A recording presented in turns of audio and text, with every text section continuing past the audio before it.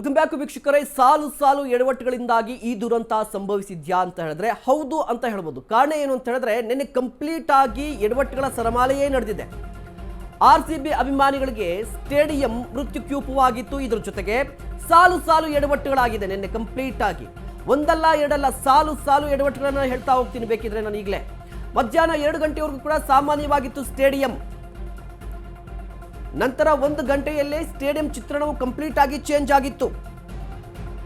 Victory parade ಅಂತ ಹೇಳಿದ್ರು, ಆದರೆ ವಿಕ್ಟರಿ ಪರೇಡ್ ಅನ್ನು ನಡೆಸಲಿಲ್ಲ. ಇದ್ರ ಜೊತೆಗೆ ಏನಾಗಿತ್ತು ಅಂತ ಹೇಳಿದ್ರೆ ಅಲ್ಲಿಯೂ ಕೂಡ ಎಡವಟ್ಟುಗಳ ಸರಮಾಲೆ ಇತ್ತು. ಇನ್ನು ಇದೇ ವಿಚಾರಕ್ಕೆ ಸಂಬಂಧಪಟ್ಟಂತೆ ಕೇಂದ್ರ ಸಚಿವೆಯಾಗಿರುವಂತಹ ಶೋಭಾ ಕರಂದ್ಲಾಜೆ ಅವರು ಕೂಡ ಮಾತನಾಡ್ತಾ ಇದ್ದಾರೆ. ನೋಡ್ಕೊಂಡ್ ಬನ್ನಿ. ಮುಂದೆ ಸೆಲೆಬ್ರೇಷನ್ ಮಾಡುವಾಗ ಯಾವುದೇ ಮಾಹಿತಿಯನ್ನ ವಿರೋಧ ಪಕ್ಷದ ನಾಯಕರಿಗಾಗಲಿ, ಪ್ರೋಟೋಕಾಲ್ ಪ್ರಕಾರ ಆಗಲಿ, DPRಗಾಗಲಿ ಹೇಳಿತ್ತ? ಯಾವ ಆಧಾರದಲ್ಲಿ ನೀವು ವಿಧಾನಸೌಧದ ಸ್ಟೆಪ್ಗಳ ಮೇಲೆ, ಮೆಟ್ಟಿಲುಗಳ ಮೇಲೆ ಮಾಡಿದ್ರಿ? ಈ ಮೆಟ್ಟಿಲುಗಳಲ್ಲಿ ಯಾರಿದ್ರು? ಈ ಮೆಟ್ಟಿಲುಗಳಲ್ಲಿ ಸರ್ಕಾರದ ಮಂತ್ರಿಗಳ ಮಕ್ಕಳಿದ್ರು. ಅವರನ್ನ ಹೈಲೈಟ್ ಮಾಡೋದಕ್ಕಾಗಿ ಅಥವಾ ಅವರ ಒತ್ತಡದಿಂದ ನೀವೇನಾದ್ರೂ ಸೆಲೆಬ್ರೇಷನ್ ಮಾಡಿದ್ರ? ಅಲ್ಲಿಂದ ಚಿನ್ನಸ್ವಾಮಿ ಸ್ಟೇಡಿಯಂಗೆ ನೀವ್ ಯಾಕೆ ಬಂದ್ರಿ? ಅಲ್ಲಿ ಉಪಮುಖ್ಯಮಂತ್ರಿಗಳೇ ಆ ಕಪ್ಪನ್ನು ಎತ್ಕೊಂಡು ಅದಕ್ಕೆ ಚುಮ್ಮಿಸ್ಕೊಂಡು ಅದನ್ನು ಓಡಾಡಿಸುವಂತ ಅಗತ್ಯ ಏನಿತ್ತು? ಇದು ಇಂಟರ್ನ್ಯಾಷನಲ್ ಸ್ಪರ್ಧೆನೂ ಆಗಿರ್ಲಿಲ್ಲ, ಅಥವಾ ಕರ್ನಾಟಕಕ್ಕೇನೋ ಲಾಭ ಆಗುತ್ತೆ ಅನ್ನುವಂತ ಸ್ಪರ್ಧೆನೂ ಅಲ್ಲ. ಯಾರೋ ಕರ್ನಾಟಕದ, ಭಾರತದ ಹೆಸರನ್ನ ಬಹಳ ಮೇಲಕ್ಕೇರಿಸಿದ್ದಾರೆ, ಒಲಿಂಪಿಕ್ ಅಲ್ಲಿ ಗೆದ್ದು ಬಂದಿದ್ದಾರೆ ಅಂತ ಸೆಲೆಬ್ರೇಷನ್ ಅಲ್ಲ.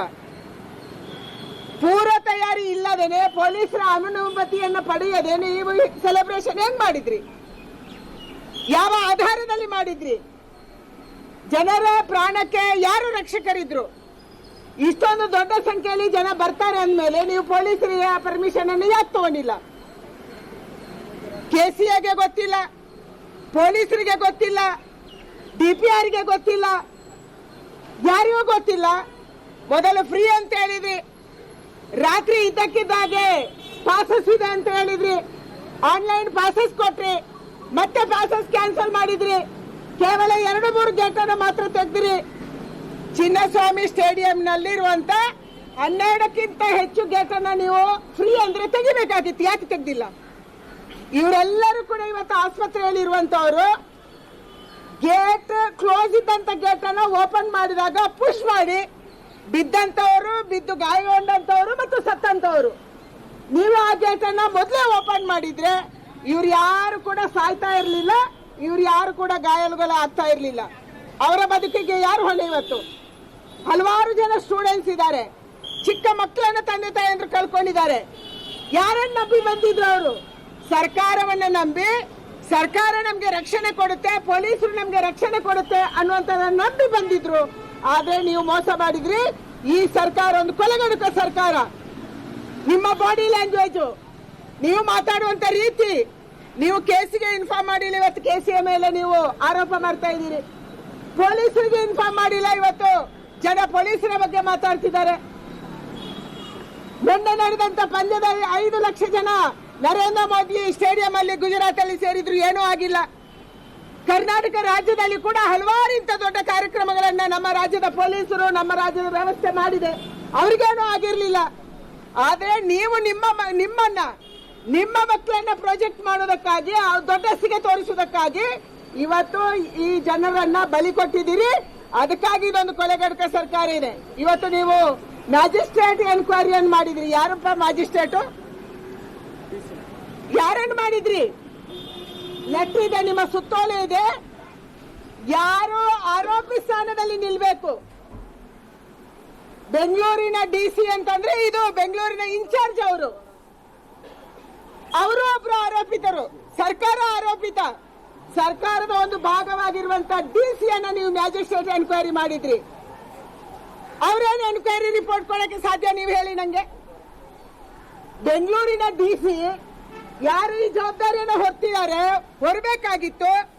ನೀವು ಅವ್ರಿಗೆ, ಸರ್ಕಾರ ಅವರಿಗೆ ಇನ್ಫಾರ್ಮ್ ಮಾಡಬೇಕಾಗಿತ್ತು. ಅವರಿಗೂ ಗೊತ್ತಿರ್ಲಿಕ್ಕಿಲ್ಲ. ಇನ್ಫಾರ್ಮ್ ಮಾಡಬೇಕಾಗಿತ್ತು.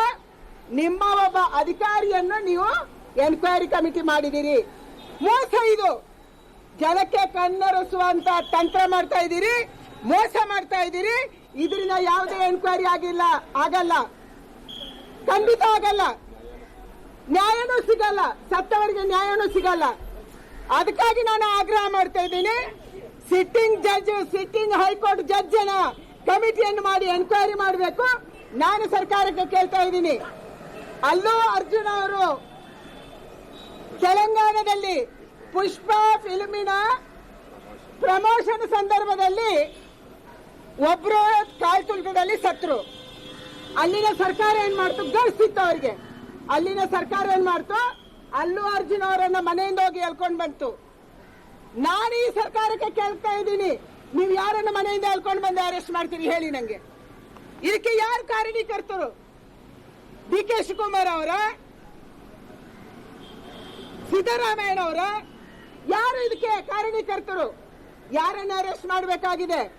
ಅದಕ್ಕಾಗಿ ಇವತ್ತು ತಕ್ಷಣ ಈ ಸರ್ಕಾರ ರಾಜೀನಾಮೆಯನ್ನು ಕೊಡಬೇಕು, ಡಿಸಿಎಂ ಅವರ ರಾಜೀನಾಮೆಯನ್ನು ತಗೋಬೇಕು, ನ್ಯಾಯಾಂಗ ತನಿಖೆ ಆಗಬೇಕು, ಕನ್ನಡ ಸ್ವತಂತ್ರವನ್ನು ಮಾಡಬೇಡಿ. ಇದರಲ್ಲಿ ಡಿಸಿ ಜಗದೀಶ್ ಅವರ ಹೆಸರಿದೆ, ಪಕ್ಕ ಬರೆದಿದ್ದಾರೆ. ಜಗದೀಶ IAS ಜಿಲ್ಲಾಧಿಕಾರಿ ಹಾಗೂ ದಂಡಾಧಿಕಾರಿಗಳು ಬೆಂಗಳೂರು ನಗರ ಜಿಲ್ಲೆ. ಇವರು ಎನ್ಕ್ವೈರಿ ಮಾಡಕ್ಕೆ ಸಾಧ್ಯನಾ? ಅವನನ್ನು ಯಾಕೆ ಬಲಿಪಶು ಮಾಡ್ತಾ ಇದ್ದೀರಿ? ಅದಕ್ಕಾಗಿ ನಾನು ಆಗ್ರಹ ಮಾಡ್ತೀನಿ, ತಕ್ಷಣ ಡಿ ಕೆ ಶಿವಕುಮಾರ್ ಅವರು ರಾಜೀನಾಮೆಯನ್ನು ಕೊಟ್ಟು ಈ ಒಂದು ಎನ್ಕ್ವೈರಿಯನ್ನ ಫೇಸ್ ಮಾಡಬೇಕು. ಹೇಗೆ ಅಲ್ಲು ಅರ್ಜುನ್ ಅವರನ್ನ ಮನೆಯಿಂದ ಹೇಳ್ಕೊಂಡು ಬಂದಿದ್ರು, ಅದೇ ರೀತಿ ಕರ್ನಾಟಕದಲ್ಲಿ ಆಗುತ್ತಾ ಅನ್ನುವಂಥದ್ದನ್ನು ಕರ್ನಾಟಕದ ಜನ ನೋಡ್ತಾ ಇದ್ದಾರೆ. ಯಾವುದೇ ಪೂರ್ವ ತಯಾರಿ ಇಲ್ಲದೇನೆ ಈ ಒಂದು ಸೆಲೆಬ್ರೇಷನ್ ಅನ್ನ ಮಾಡಿರುವಂತದ್ದು ಇವತ್ತು ಕ್ರಿಮಿನಲ್ ಆಗಿದೆ. ಅದಕ್ಕೆ ನಾನು ಆಗ್ರಹ ಮಾಡ್ತೀನಿ, ತಕ್ಷಣ ರಾಜೀನಾಮೆ ಕೊಡಿ, ತಕ್ಷಣ ಎನ್ಕ್ವೈರಿಯನ್ನ ಫೇಸ್ ಮಾಡಿ. ಮೇಡಮ್, ಕುಂಭಮೇಳದಲ್ಲೂ ಇದೇ ರೀತಿ ಘಟನೆ ಆಗಿತ್ತು ಅಂತ ಮೇಡಮ್.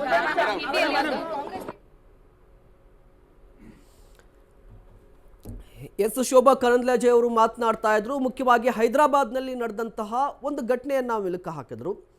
ನಟ ಅಲ್ಲು ಅರ್ಜುನ್ ಅವರ ಸಿನಿಮಾ ಪುಷ್ಪ 2 ಸಿನಿಮಾ ರಿಲೀಸ್ ಆಗಿತ್ತು. ಆ ಸಂದರ್ಭದಲ್ಲೂ ಕೂಡ ಕಾಲ್ತುಳಿತ ಸಂಭವಿಸಿತ್ತು. ಆಗ ಅಲ್ಲು ಅರ್ಜುನ್ ಅವರನ್ನು ಅವರ ಮನೆಯಿಂದಲೇ ಅರೆಸ್ಟ್ ಮಾಡಿದ್ರು.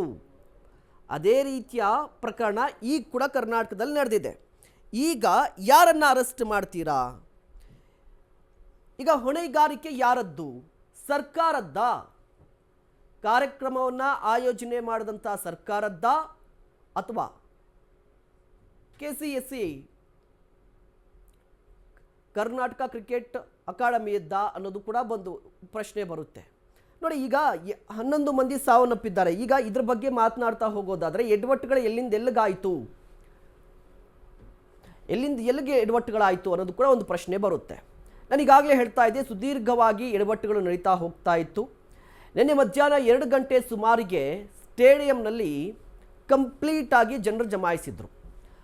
ಟಿಕೆಟ್ ಬಗ್ಗೆ, ಪಾಸ್ ಬಗ್ಗೆ ಯಾವುದೇ ರೀತಿಯ ಮಾಹಿತಿ ಇರಲಿಲ್ಲ. ನಾನು ನಿಮಗೆ ಒಂದು ಟ್ವೀಟನ್ನು ಕೂಡ ತೋರಿಸ್ತೀನಿ ನಿಮಗೆ.